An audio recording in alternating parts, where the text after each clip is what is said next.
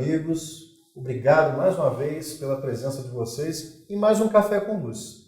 Esse espaço que nós conseguimos para poder falar de espiritualidade, da nossa essencialidade, à luz da doutrina espírita, à luz do Evangelho do Cristo, em um ambiente mais descontraído, em que a gente possa tomar um café, você com café, com água, suco, não importa. Vem para cá, mesmo que virtualmente, vamos ver se a gente consegue colocar você aqui nessa mesa, para a gente curtir esse papo gostoso, sem muita formalidade.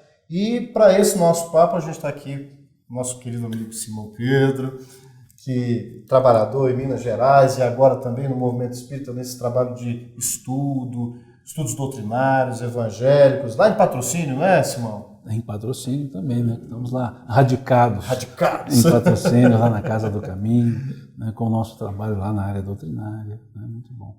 E aí a gente vai tomar um cafezinho e a luz fica por conta da luz que vem de Deus e que o prisma que a gente tem disso maior, né, sem desconsiderar todos os missionários do bem, é Jesus. E para a gente poder conversar com isso e fazer as conexões com a vida nossa de cada dia, a gente escolheu o tema Evangelho, a parábola do bom samaritano, conhecidíssima, mas às vezes a gente consegue esquecer ou então deixa para um pouquinho depois na nossa apreensão de pegar algumas pérolas. Vamos falar um pouquinho, em vez da gente ler? Ajuda a gente, Simão, a gente estava falando ali nos bastidores, qual é o contexto desse acontecimento, né? Para onde Jesus estava indo com os discípulos, quando ele contou isso, ele já estava no lugar um pouquinho antes. Ajuda aí o nosso telespectador aí a ter uma ideia. Os evangelhos nem sempre eles demonstram uma cronologia acertada, né? Porque são passagens colocadas e em alguns casos seguem um elemento cronológico. Essa passagem ela se dá em termos cronológicos no momento posterior a que Jesus já havia conversado com a mulher samaritana. Quando ele vai à Galileia, saindo da Judéia, e passa pela Samaria, que era o caminho mais natural para ser feito, mas o que não era feito, porque os judeus, os hebreus da Judéia para a Galileia, os galileus para a Judéia, não passavam pela Samaria, eles davam a volta.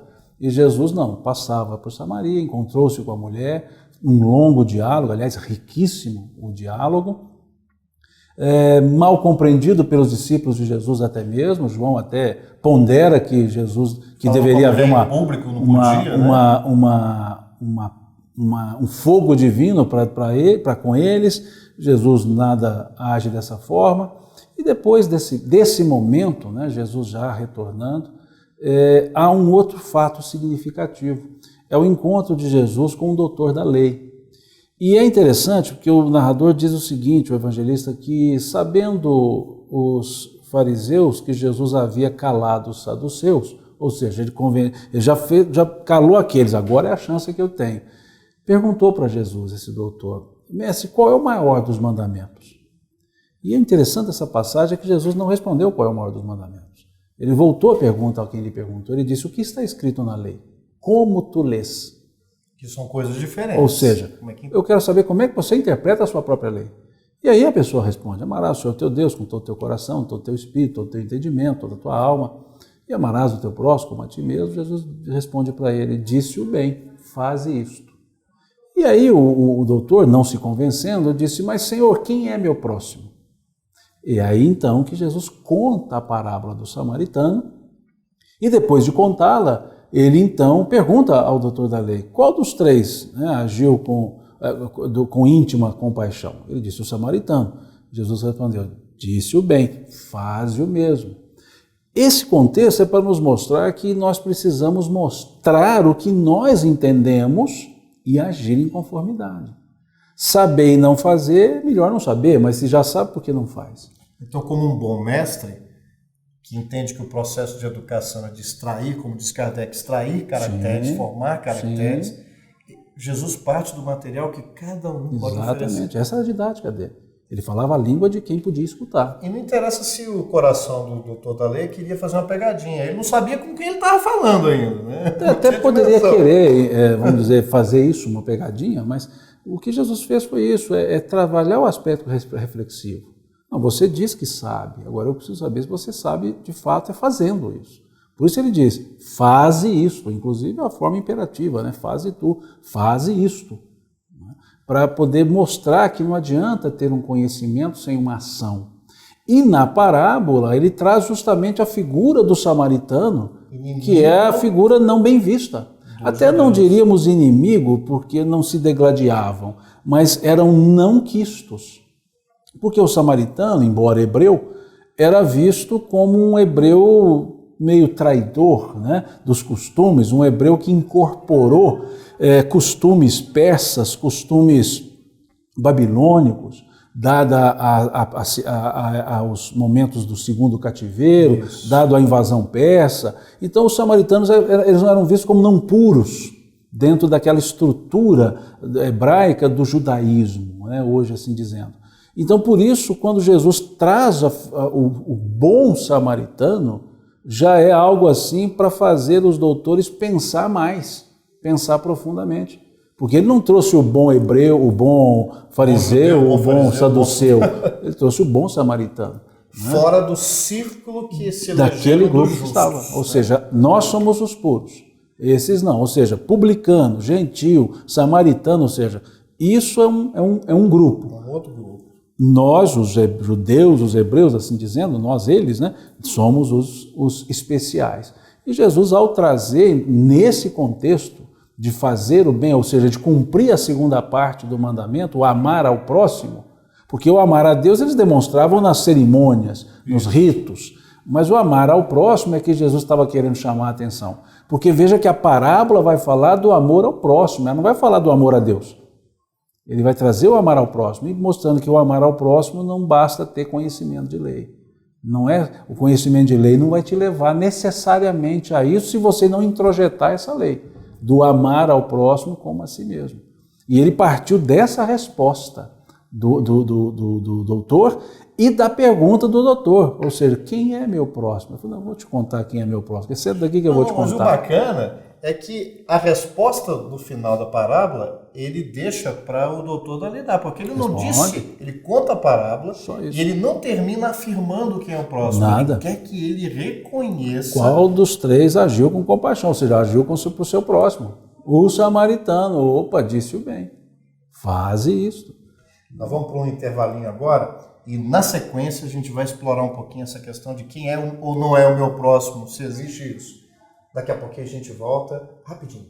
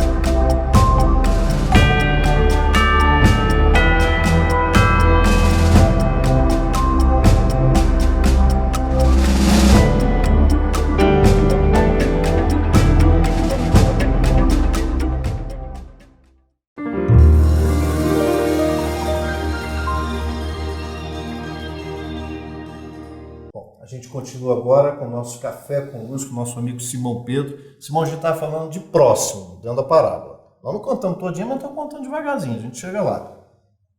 Quando Jesus faz a pergunta, devolve a pergunta para o doutor da lei, né? E ele responde, amarás a teu Deus com toda a tua força, toda a tua alma, todo o teu coração, e ao próximo como a si mesmo, isso era um resumo da lei, não era nenhuma inovação de Jesus. Estava na Torá. Só que a questão do próximo, ela variava de interpretação. Fala um pouquinho disso pra gente, o contexto da época, para depois a gente trazer para cá. Isso é importante perceber. Quem é meu próximo era uma pergunta válida. Né? É o meu próximo do meu círculo, ou seja, daquele grupo dos judeus, ou é meu próximo quem não é judeu? E isso é um problema. Como ser próximo àquele que é um gentílico? Né? Os povos menores, por exemplo, os cananeus, eram povos gentílicos, era gentilidade. E esse não é meu próximo, então? E meu o romano? próximo é o meu. Imagina o O publicano, o cobrador de imposto, o romano, que é o dominador. Então, quem é meu próximo?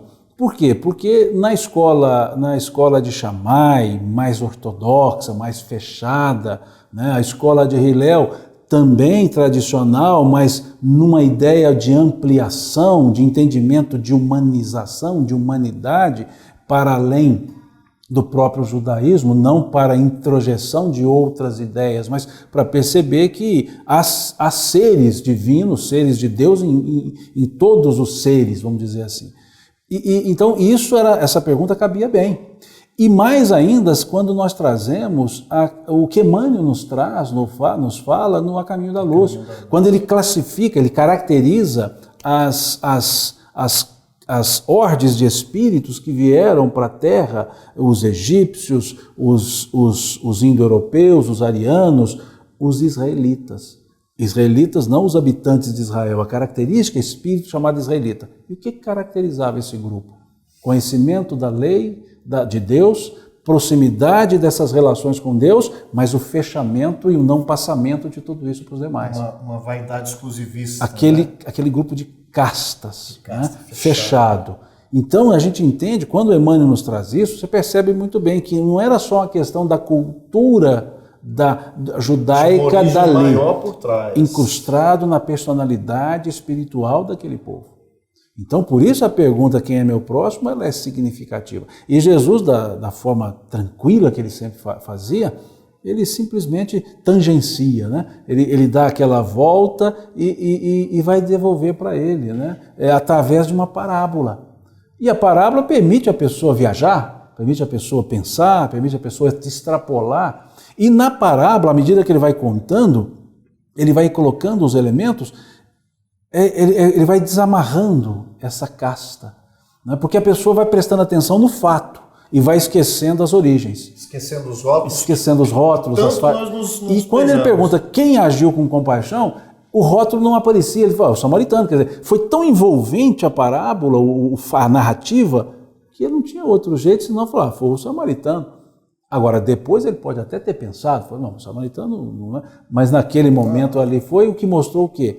Que Jesus conseguiu o intento, que era mostrar, não para aquele doutor somente, mas para todos que estavam ali, essa característica, que se nós nos colocarmos para analisar os fatos, ou seja, ver as pessoas, os rótulos vão sair todos. Isso é libertador, porque isso é mais do que salvador, é libertador. Então veja, essa didática do Cristo... Até porque salvação, a gente tem esse conceito teológico um pouco mais recente. Porque salvação tinha muita questão da libertação. Jesus ele é libertador. Ele não é, o Salvador é alguém que me tira, me carrega. O libertador é que abre as portas e fala, caminha. Né? É a meritocracia através da ajuda. Então veja, esse contexto, né, Jesus conversando com esse doutor, outras pessoas ouvindo, talvez até samaritanos, talvez até outros desprezados, né, do grupo gentílico, ouvindo isso.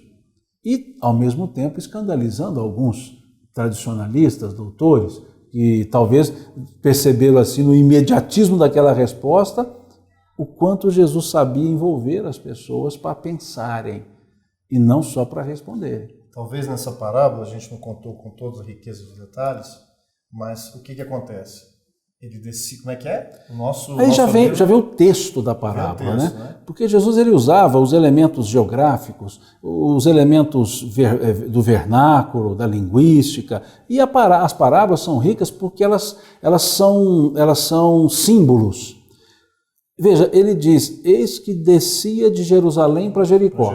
Ele não falou isso que subia de Jericó para Jerusalém? E descia por quê? Jerusalém, altitude mais elevada, 400 metros acima do Mediterrâneo, Jericó abaixo do Mediterrâneo, era uma descida. Mas o que significa Jerusalém? Jerusalém não é a cidade do templo? Jerusalém não simboliza a sacralidade? Jerusalém não simboliza o espírito? Jericó era a cidade do comércio. Feiras comerciais, as feiras cambiais, as casas de câmbio eram em Jericó, local de trânsito, a logística melhor. Então, Jericó simboliza o quê? A vida material. simboliza a busca do material, do transitório. O material está mais baixo do que o espiritual, até geograficamente. Descia de Jerusalém, descia dos valores espirituais para os valores materiais. Caía. Era uma queda espiritual, era uma queda vibratória, era uma descida, ou seja, a pessoa fez uma inversão de valores. Em vez de subir de Jericó para Jerusalém, descia de Jerusalém para Jericó. E aí ela é assaltada. Ou seja, quando estamos nesse descuidado, né, nessa invigilância, somos presas. E ele foi assaltado por salteadores, sorrateiros, porque estamos justamente esperando o nosso escorregão. Caindo. Estamos perdendo o senso, digamos, do rumo certo. E aí somos mais influenciáveis. Estamos fragilizados. E veja que era um homem. Não é um artigo definido, número, é artigo indefinido, um homem, qualquer pessoa. Inclusive, na narrativa, é o único que não se sabe quem é ele. Não se sabe quem é. Um homem. Não sabe se é samaritano. Porque qualquer um de nós estamos sujeitos. E depois ele coloca 3 elementos outros, 3 pessoas. Mas aí eu faço o seguinte, segura que nós vamos falar disso agora no próximo bloco. A gente vai fazer um intervalinho e na volta do intervalo a gente vai fechar um pouquinho falando quais são os outros elementos da parábola e vamos tentar fazer aquele gancho final para a gente trazer para o nosso dia a dia. Fechado? Então daqui a pouco a gente volta com o nosso café.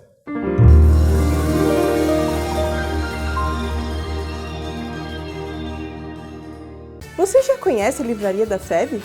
Não? Vem comigo! Aqui você encontra os lançamentos da FEB Editora. Os livros espíritas mais procurados, DVDs com grande variedade de conteúdo produzidos pela FEB TV, além de livrinhos infantis que irão fazer a alegria da criançada. Tudo isso com o conforto, a qualidade e a cortesia que a FEB sabe proporcionar. Venha nos visitar!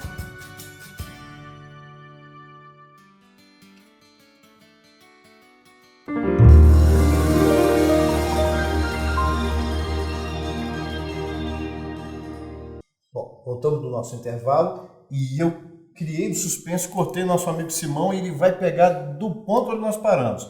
Simão, o nosso irmão estava no declínio. De forma figurada, sim, caiu no caminho. Tinha mais gente no mesmo critério dele caindo nessa parábola? Isso aqui é a sequência da parábola. Que aí Jesus ele incorpora mais 3, não personagens, mas 3 características, 3 grupos. Diz o texto que pelo mesmo caminho passava um sacerdote. Qual que é o mesmo caminho? O mesmo caminho daquele homem. Aquele homem estava em Jerusalém. Queda. Estava em desvalor. Estava saindo dos valores espirituais para o valor material. Então, se o sacerdote estava pelo mesmo caminho, qual caminho? Também em queda. Embora um homem da sacralidade também estava na queda vibratória. E quem está nesse caminho da materialidade, no caminho nessa queda espiritual, material, ele não enxerga necessitados, porque ele é egoísta. Então ele vê e passa de largo, veja o texto, e viu e passou de largo. Não foi tocado. Não quis se aproximar. E aí pode ser a ideia da parábola, não, mas é porque não pode tocar na pessoa pela lei, pode ser um cadáver. Não, é parábola. A parábola não é para mostrar realidades, é para tentar levar a entendimentos subreptícios. E o que é elemento subreptício? Pelo mesmo caminho descia um sacerdote. E depois ele traz a figura do levita. O levita é o estudioso, é o responsável pelas regras, pelas ordens do templo. E o que ele fala do levita? De igual modo passava um levita. Qual modo? Caindo vibratoriamente. E da mesma forma viu o caído e passou de largo. Conhecimento técnico não foi suficiente. Conhecimento religioso não foi conhecimento. E quando ele fala do samaritano, o samaritano não estava de igual modo. Não era do mesmo modo. Olha como é que ele narrou. E eis que ia de viagem um samaritano. Ou seja, ele era um viajante, ele tinha um motivo para passar por aquele caminho, então ele não estava em queda. Ele estava em trabalho, em missão. E o viajante, ele se prepara. O viajante primeiro estuda o caminho por onde vai passar, ele não olha para saber qual é o melhor caminho, então ele se prepara para o caminho, ele tem os elementos necessários para passar por aquele caminho. E a parábola mostra. Ou seja, o socorrista, o missionário, ele entra no meio da vibração ruim, mas não se contagia pela vibração ruim. Ele está além. É aquela ideia paulina, seja do mundo, esteja no mundo, mas não seja do mundo. Quer dizer, estejais no mundo, mas não sejais do mundo. E esse samaritano, ele vinha de viagem, viu e aproximou. Aí o próximo. E veja, ali é o próximo. Quem é aquele um? Não sei, é um, é qualquer um. Se aproximou, chegando aos pés. Pés. O pé não é o que nos leva à frente, não é o da caminhada. Pé não é o que nos mantém em pé. Pés não são as nossas bases. O auxílio dele foi na base. Ele foi auxiliar na necessidade, na base, onde sustenta, onde a pessoa se levanta. Ou seja, nós como vamos auxiliar, não é na periferia, é na necessidade, na base daquela pessoa. Ele se aproxima, vê e com detalhe. E movido de íntima compaixão. Que foi tocado. Não é só compaixão, não. É íntima compaixão. Não foi só, me compadeci. Íntima compaixão. Cuidou, atou-lhes a ferida. O que é atar a ferida? Atar, tirar o sangramento. Ou seja, daqui para frente não vai sangrar mais. Deixa que eu já atei. Ou seja, quando eu vou ajudar, há um problema agudo e um problema crônico. O agudo eu resolvo na hora, o crônico pode demorar. Ou seja, as pessoas precisam do auxílio imediato, talvez é a fome, é dar o de comer. E depois auxiliá-la a ensinar a trabalhar, ensinar a pescar muitas vezes. Porque se eu tentar ensinar a pescar, quem já está com fome, ele morre antes de pescar. O cara está cheio de dor e eu vou dar um sermão nele. Olha, você tem que tomar cuidado para não cair, não sei o quê. O cara está gemendo então, de dor. Atou. Não, primeiro vamos resolver. Deitou azeite, né, vinho, ou seja, emoliente, leniente. O vinagre, o vinho, o emoliente, o que motiva, o que anima. O azeite é o que unta, é o leniente, é o que acalma, é o que umedece. Ou seja, você tem que acalmar o necessitado e incentivar o necessitado. Colocou na sua cavalgadura, não pôs na cavalgadura de outro, ou seja, dele. Agora você se vira aí, né? Não, foi na dele, cedeu lugar, ajuda plena, levou a uma estalagem. Nós damos ajuda e vamos até onde nós conseguimos. A partir dali buscamos quem pode fazer mais e melhor. Nós somos os socorristas do momento e outros continuarão atendendo porque tem mais preparo. Nós não vamos além do que conseguimos. Essa é uma lição pouco explorada. E ele entrega para aquela pessoa, mas não se descuida. Ele segue a viagem porque ele é um socorrista. Segue a viagem, mas não esquece quem foi atendido. Deixa 2 moedas, dualidade, ou seja, o duplo da existência, e diz, o que gastares a mais, eu te restituirei quando voltar. Ou seja, quem ajuda, ajuda e volta para ajudar, e volta para atender, e quer saber como ficou. Não por vanglória, mas para ver se precisa mais. E quem ajuda é respeitado. Porque imaginemos, é uma parábola, mas esse homem, esse viajante, ele não era desconhecido. Que estalajadeiro que ia deixar alguém embora e pagar depois sem saber quem era. O ser que ajuda, ele é conhecido de todos e se não é conhecido, é respeitado. Ele exala o respeito. Mostra que quem quer ajudar, ele se envolve, é envolvido e as pessoas confiam nele. Porque sabe que ele vai voltar, vai cuidar. Não como alguns que dizem, ajudei, cumpri minha obrigação. Cumprir a obrigação não é ajuda. A ajuda é o ato pela vontade, é o ato movido pelo sentimento, que foi esse homem fez, esse bom samaritano. E ao perguntar então, qual deles foi o próximo, agiu com compaixão para com o próximo, a pessoa que respondeu aprendeu tudo isso, percebeu todos esses elementos.